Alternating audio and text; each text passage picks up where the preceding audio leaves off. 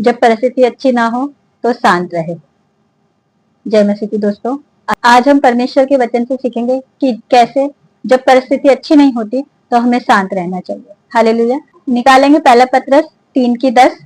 लिखा है, जो कोई जीवन की इच्छा रखता है और अच्छे दिन देखना चाहता है, वह अपनी जीभ को बुराई से और अपने होठों को छल की बातें करने से रोके रहे। हालेलुया।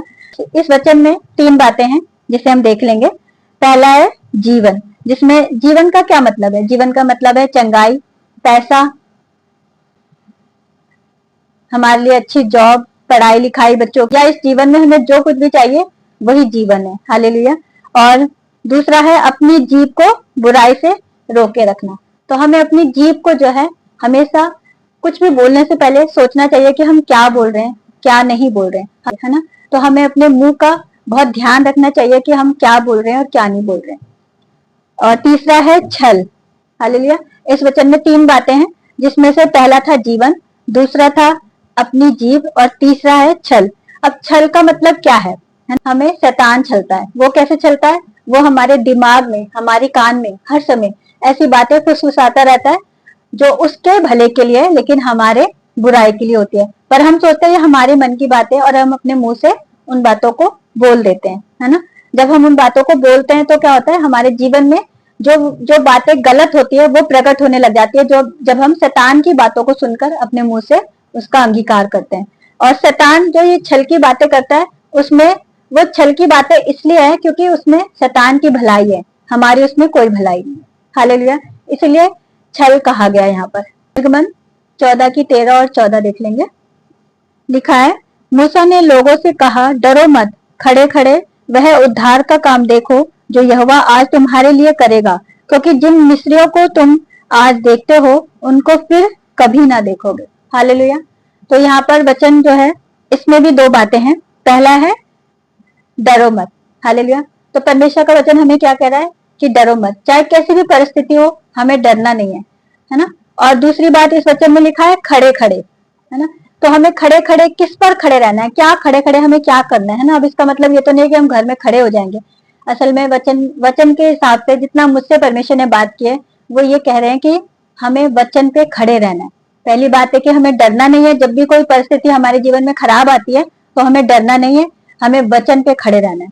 और खड़े रहना है, उस वचन को बोलना है, वचन पर बने रहना है, वचन से अलग नहीं होना है कि वचन कुछ कह रहा है और हम अपने मुंह से कुछ गलत अंगीकार कर रहे हैं। हमें वचन पर खड़े रहना है। हालेलुया। और तीसरी बात है कि चुपचाप रहो, है ना। 14 में लिखा है, यहोवा आप ही तुम्हारे लिए लड़ेगा, इसलिए चुपचाप रहो। हालेलुया। तो परमेश्वर का वचन कहता है कि जब तुमने वचन बोल दिया, जब तुमने वचन की घोषणा की, तब तुम्हें क्या करना है? आप रहो, है ना। अपना मुंह बंद कर लेना है। किस बात के लिए? कुछ बुरा बोलने के लिए। कुछ बुरा बोलने से अपने मुंह को बंद कर लेना है हमें। हालेलुया। तो हमें परमेश्वर का वचन जो कहता है उस पर बने रहना है और अपने मुंह से कुछ भी बुरा बोलने से बचना है ना। तभी जो इससे पहले जो हमने वचन पढ़ा उसमें लिखा है कि अगर कोई जीवन की इच्छा चाहता है और अच्छे दिन देखना चाहता है तो अपने मुंह को बुराई से रोके रहे। हालेलुया। एक और वचन देख लेंगे, यहोशू 6:10 देखेंगे।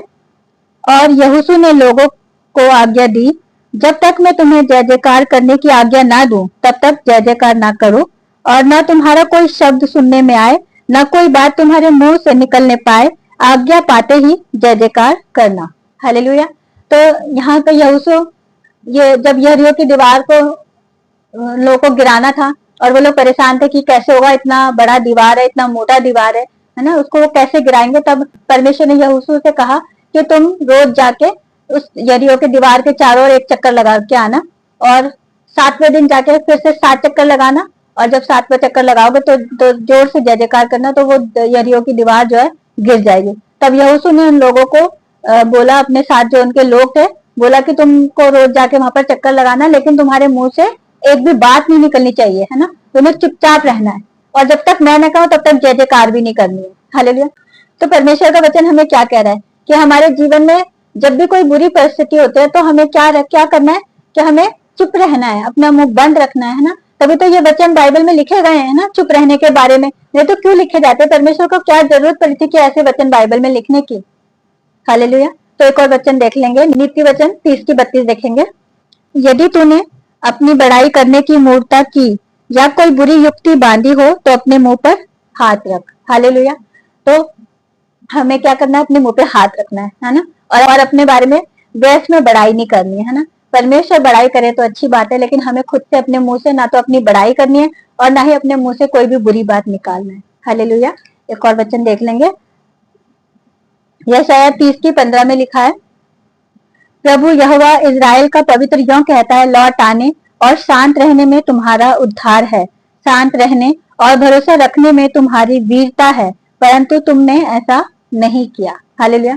तो यहाँ पर परमेश्वर का वचन बहुत सुंदर बात कह रहा है कि लौट आने में, यानी कि जब भी कोई परिस्थिति खराब हो तो हमें भाग के परमेश्वर के पास आना है ना, भाग के परमेश्वर के पास आना है और कहना है, हे प्रभु तो हमें मैं जानता हूँ कि मैं इस चीज से अपने आप से नहीं निकल सकता, इस परिस्थिति से, जो भी हमारी परिस्थिति होती है उस परिस्थिति से मैं नहीं निकल सकता, लेकिन प्रभु मैं आप पर विश्वास करता हूँ, है ना। और प्रार्थना करते हैं, और प्रार्थना करना है और उसके बाद शांत रहना है ना। परमेश्वर का वचन कह रहा है, लौट आने और शांत रहने में तुम्हारा उद्धार है। हालेलुया।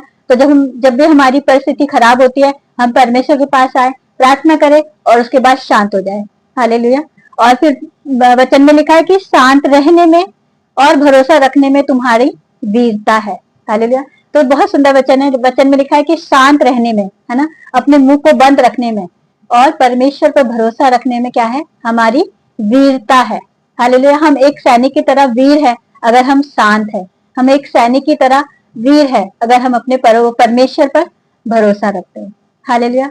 तो हमें क्या करना है, शांत रहना है, अपने मुंह को बंद रखना है, गलत अंगीकार करने से बचना है, अपने मुंह से नेगेटिव बातों को बोलने से बचना है। हालेलुया।